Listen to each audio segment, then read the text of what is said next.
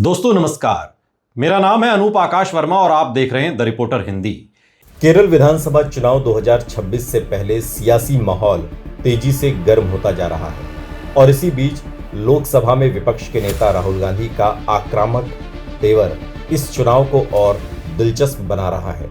आलापुझा की रैली में राहुल गांधी ने सीधे तौर पर लेफ्ट डेमोक्रेटिक फ्रंट यानी कि एलडीएफ पर हमला बोलते हुए कहा कि अब उसमें लेफ्ट जैसी कोई विचारधारा नहीं बची है और वो अपने मूल सिद्धांतों से भटक चुका है।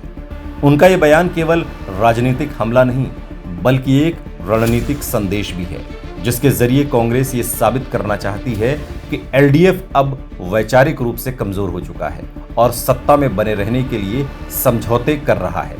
राहुल गांधी ने ये आरोप भी लगाया कि केरल में एलडीएफ बीजेपी और आरएसएस के बीच एक अंडरस्टैंडिंग जैसी स्थिति बन रही है, जो कांग्रेस के लिए एक बड़ा चुनावी नैरेटिव तैयार करती है। यानी कि कांग्रेस खुद को एकमात्र वैचारिक और लोकतांत्रिक विकल्प के रूप में पेश कर रही है।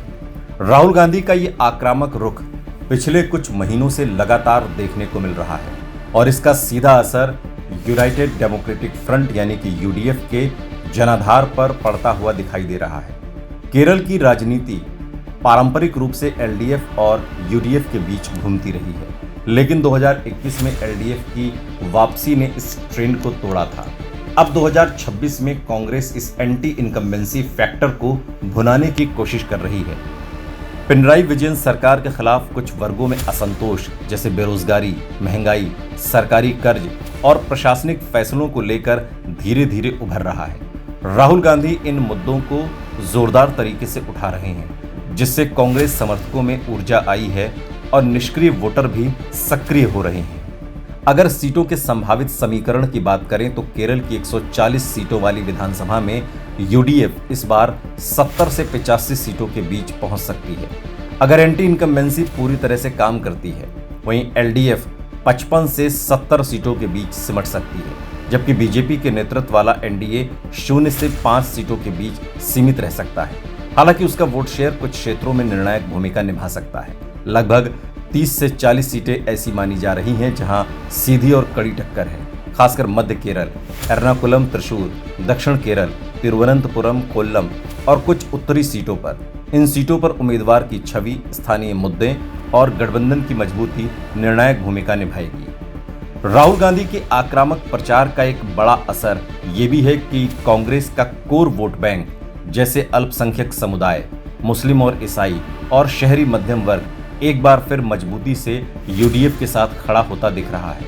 इसके अलावा युवा वोटर्स में भी राहुल गांधी की छवि एक संघर्षशील नेता के रूप में बन रही है, खासकर जब वो अपने खिलाफ चल रहे मामलों और जांच एजेंसियों के दबाव का जिक्र करते हैं। इससे एक सहानुभूति फैक्टर भी बनता है, जो चुनाव में कांग्रेस को अतिरिक्त बढ़त दे सकता है। एंटी इनकम्बेंसी इस चुनाव में सबसे बड़ा फैक्टर बन सकती है। हालांकि पिनराई विजयन सरकार ने कई कल्याणकारी योजनाएं लागू की हैं, लेकिन लगातार दूसरी बार सत्ता में रहने के कारण स्वाभाविक असंतोष भी पैदा हुआ है। केरल जैसे राज्य में जहां मतदाता काफी जागरूक हैं, वहां छोटे छोटे मुद्दे भी चुनावी परिणामों को प्रभावित कर सकते हैं। कांग्रेस इस असंतोष को संगठित वोट में बदलने की कोशिश कर रही है और राहुल गांधी की आक्रामक शैली इस रणनीति का अहम हिस्सा है।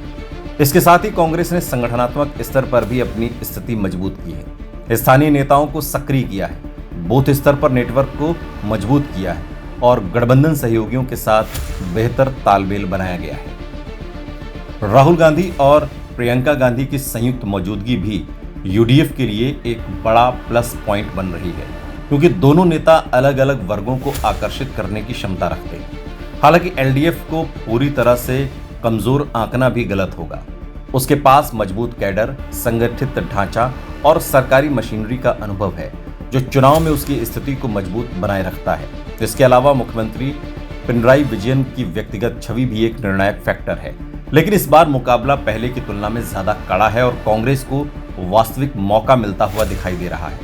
केरल चुनाव 2026 में राहुल गांधी का आक्रामक रुख कांग्रेस और यूडीएफ के लिए गेम चेंजर साबित हो सकता है। एंटी इनकम्बेंसी, मजबूत प्रचार और सामाजिक समीकरणों के सही संतुलन के साथ कांग्रेस इस बार सत्ता में वापसी कर सकती है। हालांकि अंतिम परिणाम कई बार छोटे छोटे फैक्टर्स पर निर्भर करते हैं, लेकिन मौजूदा माहौल ये संकेत देता है कि केरल में इस बार सत्ता परिवर्तन की संभावना पहले से कहीं ज्यादा मजबूत है।